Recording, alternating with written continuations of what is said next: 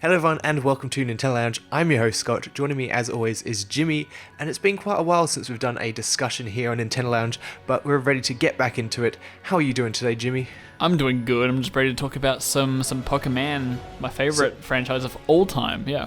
So there's been a lot going along in the Pokemon worlds. We've had the Detective Pikachu movie. We've had the Pokemon press conference that happened the other week, which they announced Pokemon Sleep, among some other stuff which I don't really care about. Jimmy, real quickly, what were your thoughts on Pokemon Sleep?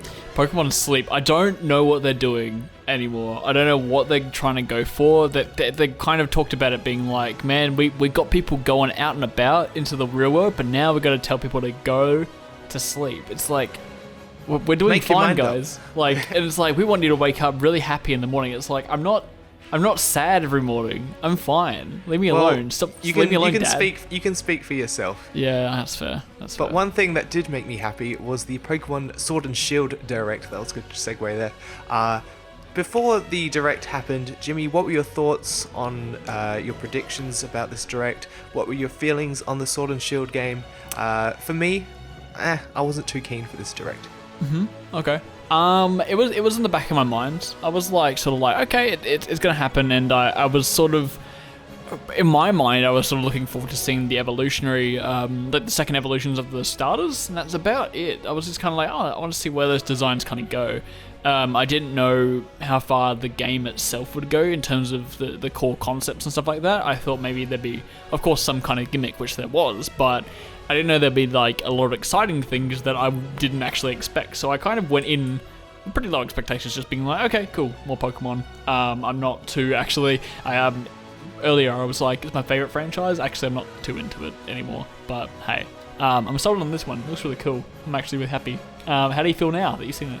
So, when Pokemon Sword and Shield first got announced, I was like, it just looks like any other Pokemon game, really. Yeah. And the start of this Direct, I had the same feeling. The trailer sort of starts off as a very standard, sort of familiar-looking Pokemon game, the same sort of elements used in all the previous games. So throughout the trailer, there were little drops and hints of potentially exciting things before the floodgates opened and all the hype got to me. The first one being the song used in the trailer. It had a vocal theme. It sounded like a Sonic song, didn't it? Yeah. Yeah, I was gonna say, me loving the Sonic series, and they all have like vocal themes. I was banging along to that theme song. What were you thinking about that, Jimmy?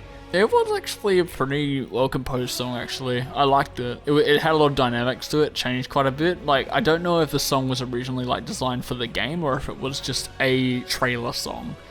I hope it's actually for the game, because if it is for the game, it's got a lot of like changes and dynamics to it. I know we're talking about music, that's so weird, but it works so well for the trailer, just because the different bits and bobs that came into the trailer, like the different things that they were showing off, like what they showed off really worked with the song. So that leads me to believe the song was designed for the trailer, but also it's a pretty good song. Cool. It was, yeah. And it also showed off some new Pokemon for this game. We've got Glossifleur.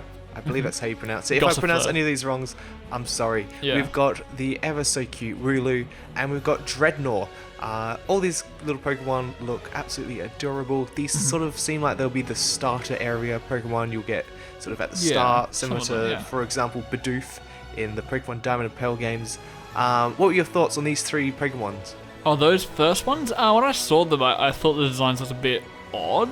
But I think it's because the actual lead designer they've got on board, it was James Turner, I think it was. That's the one. Yeah, he's interesting. I think in the past he was working on a lot of designs, but he was never a lead designer, I don't think. I could be wrong about that.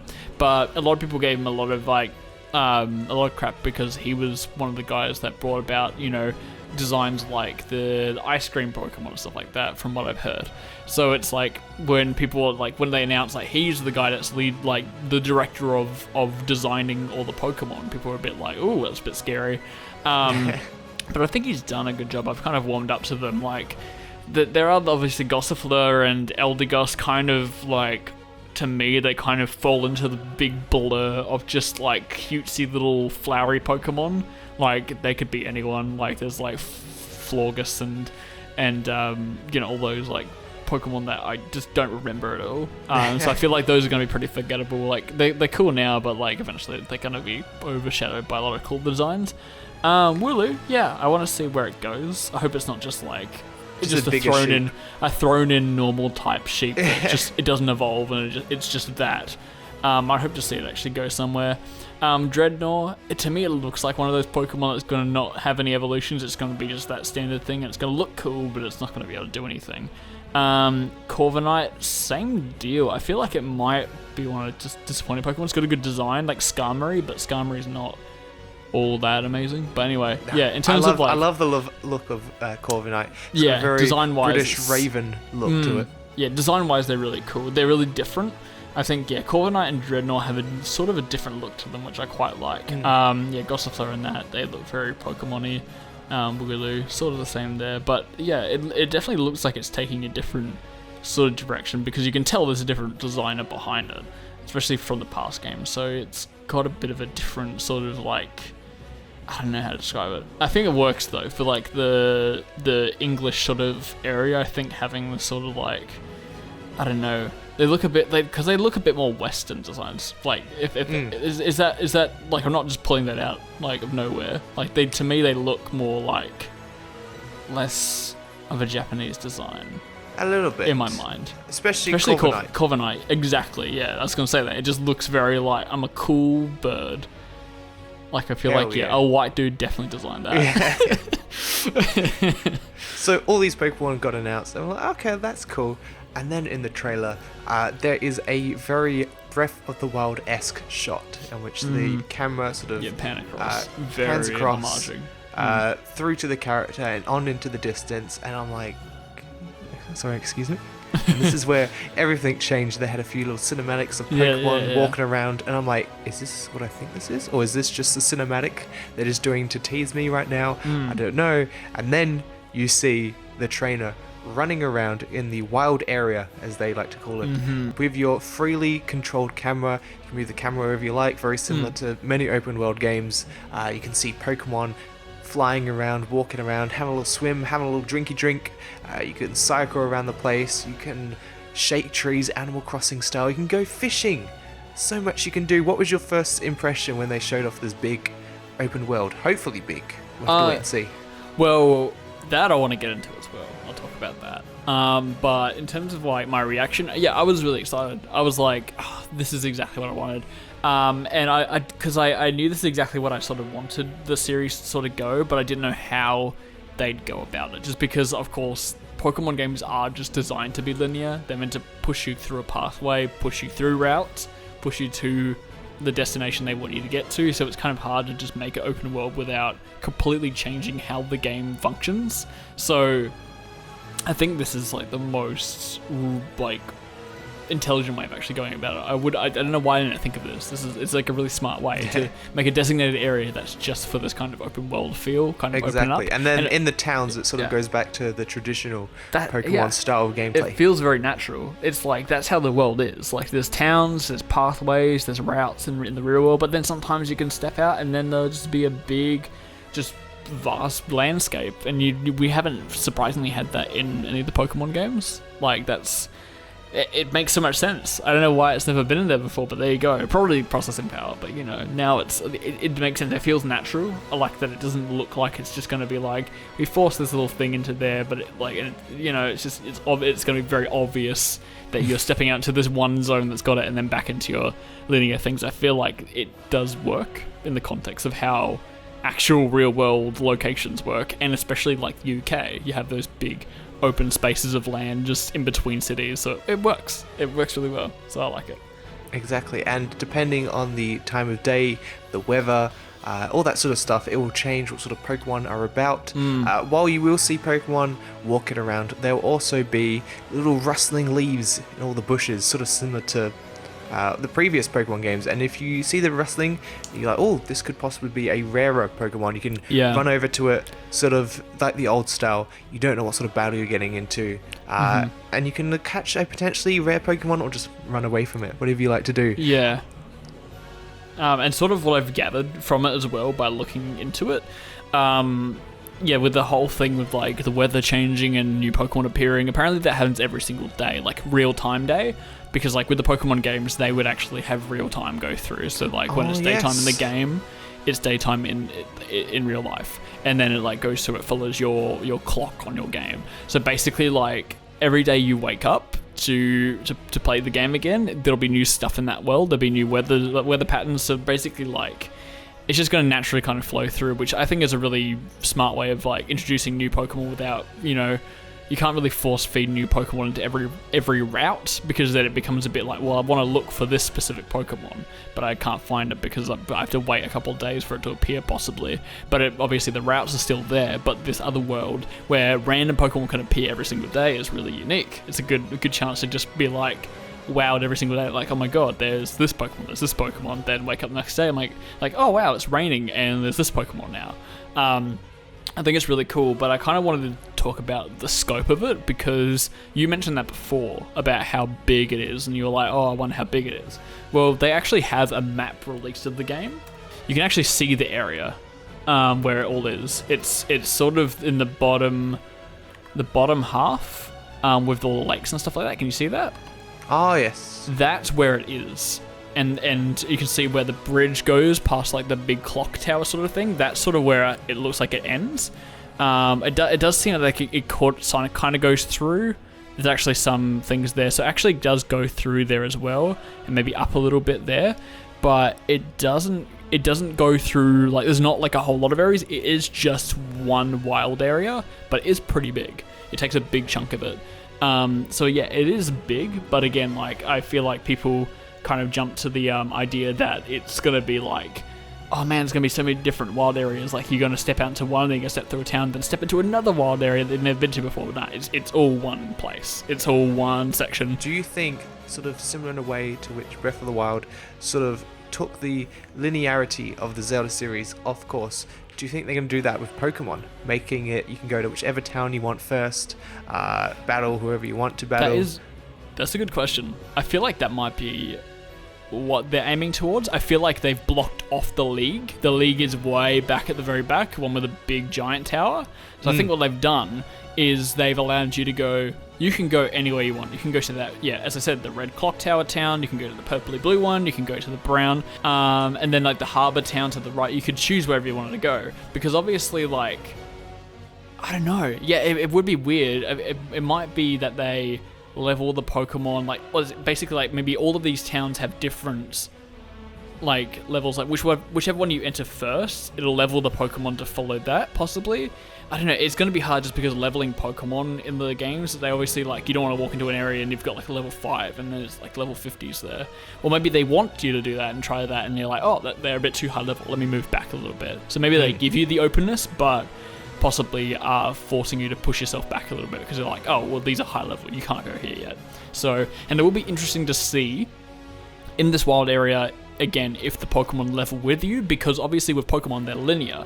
So in the first route of a Pokemon game, they're going to be level 5s. And it's not like you go back there later when you finish the game, they're higher levels. No, they're still level 5.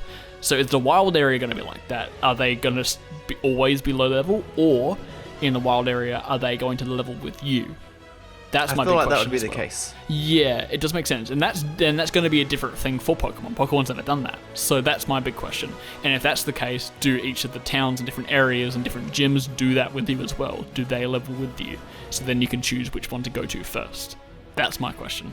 And while talking about the wild areas, in the trailer we saw the use of these sort of Breath of the Wild-like markers, waypoint markers, in which you can go there and participate in max raid battles. Yes. Seems like they're taking some inspiration from Pokemon Go with this one, and this sort of introduced the whole multiplayer aspect of the game. Online multiplayer, possibly local, I would assume, with different switches. Yeah, they said, yeah. Online to which you can fight a big boy Pokemon, a Dynamax Pokemon. We all work together, try to take down the Pokemon and try to capture it in a big old Pokeball. This seems to be the new gimmick for the game, sort of moving on from the whole mega evolutions of the past few games. Jimmy, what are your thoughts on the big boys? Dynamax? I'm a little bit like not too... I don't know, because I love Mega Evolutions because I love seeing new designs, but I love that Dynamax has a bit more of a balanced feel to it because you're only allowed to be Dynamax for 3 turns. So to me, that adds a bit of strategy, like a bit more of like a play style to it. So it's like, oh, when should I Dynamax? I can do it once in a match, and I can do it for 3 turns. And once I've done that, then I can't go back anymore. So maybe. And also with the Mega Evolutions, that was sort of seen as like the big kind of thing for those games. Like, look, we have Mega Evolutions, very cool. Whereas in this game, it feels like a supplement to all the other stuff that's been added into this game. It doesn't feel like the main sort of. It's the main thing, yeah. Take a look at that sort of thing, if that makes sense. Yeah, I mean, with in 2013 with X and Y, Mega Evolutions was one thing, but I think it was mainly just because it was the first 3D Pokemon game as well. I think that was the main selling point, I'd say. But with Mega Evolution, it was very overpowered when it first came out. I think people were a bit off about it because you Mega Evolved them and they wouldn't go back. They would stay Mega Evolved. And like a Mega Evolved Venusaur is like intense to battle, and like Mega Rayquaza is technically probably I think the strongest Pokemon that exists, and you like it's pretty difficult. So once it's Mega Evolved, you can't retract it. You have to beat it. But with this, it's like 3 turns, and if you don't beat them in 3 turns, you're going back to your normal stage and you can't Dynamax anymore. So I like that aspect. I just don't like the term big. It's a bit weird. Like design wise, it looks a bit odd. I wish that maybe they'd rethought how Mega Evolution works and kept that going, because I'd love to see just more new designs. But I guess this also opens the floodgates to not have to fully evolve your Pokemon before having to do the Mega Evolution and having to overpower certain Pokemon and having to redesign every Pokemon, because now Dynamaxing seems to work for every Pokemon ever. It seems and I feel like one of the reasons they went for this is we've gone from a little handheld to a big TV, and they want to show. Yeah, so they want to showcase that size and that scale. Yeah, I wanted to mention as well that the multiplayer thing, because they had the Dynamaxing the raid battles. Yeah. Yes, they did. But in the direct, if you actually listen, they mentioned that it is one of the multiplayer things you can do in the game. Are you saying I don't listen? Did you listen? Did you hear them say that? No. Yeah. So if you listen, they actually say that. So that leads me to believe there's more different things you can do in the wild area with more players. And that also leads me to think that also, possibly, when you enter the wild area, you will see trainers walking around. Like, you will enter sort of a hub, and you'll actually join sort of like a server with people with Nintendo Online, and you'll see them roaming around. Maybe a server and Nintendo Online. Yeah, I know, right? But like maybe a max of like 10 other players within one wild area. And once they leave, it creates room for another person. I feel like because people have always wanted that kind of MMO feel to see other trainers instead of just trading with them. So I feel like having the wild area be a place where trainers can actually walk past each other and see each other and walk up to each other and be like, hey, you want to trade? And like all that kind of stuff. And then like, because obviously in that thing you see the players walk towards the point. So it's like, are these players walking around this wild area? And if so, there's obviously multiplayer modes and stuff like that. So I noticed that. So I don't see enough people actually talking about that. Like, I think that's a big deal. I would love it for it to be that, but knowing sort of Pokemon, knowing Nintendo, I don't feel that would be the case. I reckon you go to these areas, you click on it will ask you if you want to play online or not. It will look for other players, and then it might play a cutscene. Play a cutscene where you all walk up to it. Yeah, where you all walk up to it, which is what I think it's most likely going to be, unfortunately. I want to be able to see at least a couple of players walking around and doing their thing. Like, at least, 3 other people. Come on. Like, I just want to kind of feel that. But I feel like, yeah, you're probably right. But they did mention other multiplayer modes. So whether that's just trading or battling or whatever that may be, I'd hope to see maybe just more chances for more player interaction. Because I think that's, the next step. Because the raids is, a cool thing. Anyway, speaking of characters, let's talk about more characters in the game.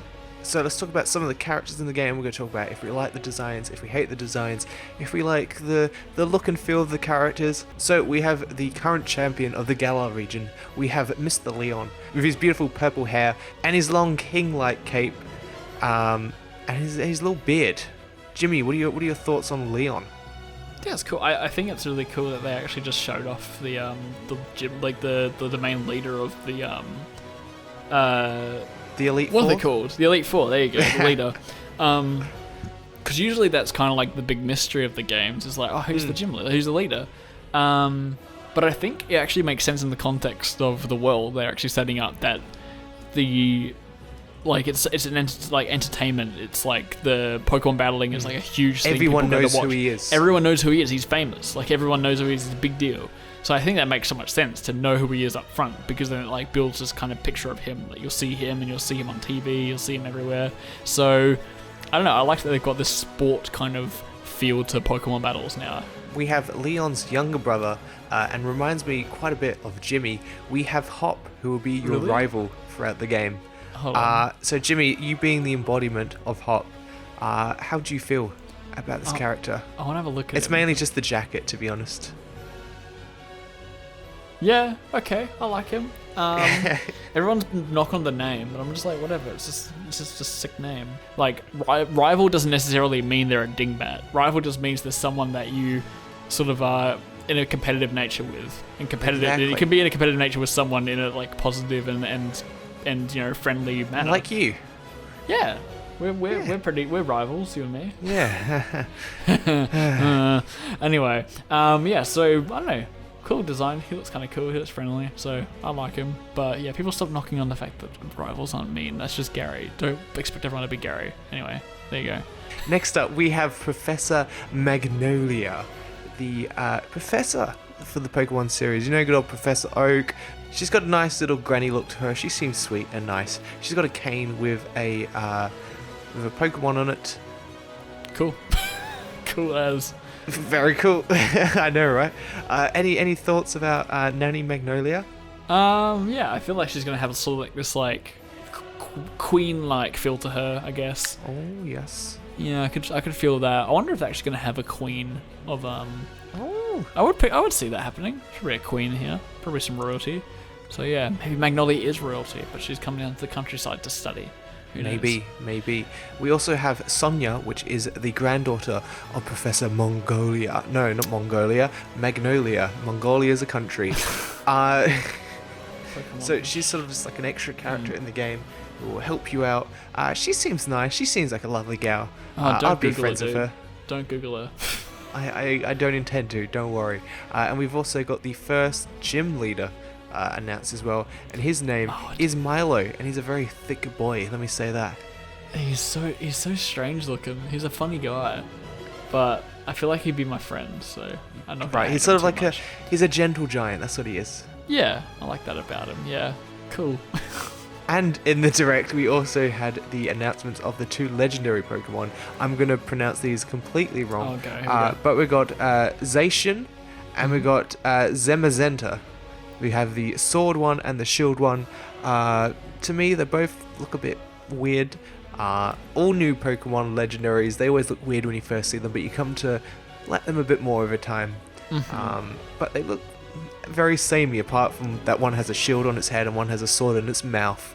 Especially the sword one. Just him, they're like, alright, we're going to make this cool design. We're going to put like a shield around his face. Sort of, we're going to integrate it into his body. Yeah, but how do we do the sword one? Why not just chuck a sword in its mouth, eh? Do you reckon he can get through doors really easily? Oh no! He really struggles to get through doors. You know how dogs like hold sticks? You know how dogs like hold sticks and they try to get through doors? That's gonna be that one. They're gonna have that somewhere. That'd be funny. Although Shield guy probably struggles with doors as well, so that's fair. What do you think of them, dude? Like, who's your favourite one? I'm gonna have to go with Zamazenta because it's a cooler name. Yeah, my favorite out of these two though is probably Zamazenta. I don't know. Everyone seems to be loving Zacian. It's interesting. Their names actually. At the end of the sword one, it's cyan, and the other one's magenta, which are 2 colors that are found on printing, and also they're the colors of the games. Like, sword is cyan colored and the other one's magenta colored, so that's literally, they've just got colors in their names. That's literally all they've got. Za and then color. Very, very clever. So Za blue and Za purple. There you go. That's what they are, even though they're not. I mean, he's kind of cyan. This one's not that magenta, unfortunately. But yeah, everyone seems to be like really loving the sword one quite a lot, like on Twitter and stuff like that. But the shield one's so much better. It's so much better. Like, I don't know how you can like the sword one. It looks just pathetic. I love just like the really like big tuft of hair on the back. It's really cool. The other one just got weird It's got a weird sword in its mouth. Yeah, I don't know. It just looks odd. I don't like that one. Yeah. The shield one's cool though. Yeah. That's fair. So Pokemon Sword and Shield will be releasing on Nintendo Switch on November 15th. You can get them individually or for the first time, I believe, Jimmy can correct me if I'm wrong here, you can get both of them in a double pack, which will also come with a steelbook, which is cool for collectors like me who are like, oh, I don't know which one to get. Why not get both? I think you're right. I think it's the first time Nintendo's ever advertised a pack. Obviously, there's been ones at retail places, but the first one that like Nintendo themselves have actually advertised. So I think you might be right there. I could be wrong as well. So we've got a few more months to go before the release of the game. What else are you hoping to see? Any hopes and dreams? Anything you're hoping? What do I want to see? I guess I want to see more of the multiplayer stuff they kind of hinted towards. I want to see some cool Pokemon designs. I want James Turner to prove himself, to make sure he's got. He's also got a very calming voice, doesn't he, James Turner? I had to inject that. It's in my notes, and we missed it earlier. But I said that he has a very soothing voice. Well, it's interesting, like, because obviously he speaks English, so he doesn't need a translator at all. So he kind of stands out as like being very awkward compared to the other guys, because the other guys were like, they have voice actor professional people that talk over them, which also I want to point out, every single time like someone speaks in Nintendo Direct, they've always got their voice actor, like their English counterpart voice. Like they don't change it up, it's always the same voice. So I feel like it'd be funny just to be working for Nintendo. You speak Japanese, you're a Japanese man, and then they're like, okay, cool, we want you to present for the first time in this Direct. No, cool. So we've got a selection here of a couple of different voices we want, if you'd like to choose your voice. And just imagine being them, being like obviously like they're gonna be like, I want to be like big manly man. I want to get the big manly voice. So like all the time, all of them talk, and they talk in the Japanese voice, which is like the normal voice, and they're like, "Hello there." It's like really like deep. It's just like, yeah, they just want to have Today, sexy man we'll voices. Today we'll be talking more on Pokemon Sword and Shield. Yeah, it's really funny just because like I don't know, it's just I love that they've got their own English boys that they've chosen to be their counterpart boy. That's so funny to me. But yeah, he's got a calming voice, but he was very awkward compared to them because obviously he doesn't have a professional voice to cover over him. He's just an awkward art director. So you had to deal with that, but it's funny. Anyway. So there you go, Pokemon Sword and Shield coming out later this year. What did you think of the Nintendo Direct? Did you like it? Did you hate it? We probably won't be hearing more about this game through E3. Sort of Pokemon always gets its own dedicated sort of Direct. So we may not hear more for another like 2 months or so. So there you go. For more on Pokemon, no, that's what other YouTube channels say. For more terrible videos. For more terrible videos, stay subscribed. No. For more terrible videos, subscribe to Switchforce. Oh, but be sure to subscribe to Nintendo Lounge for more great Pokemon news. I've been Scott, he's been Jim. Stay subscribed. Bye-bye. Bye. See you, Mom. Bye, Mom.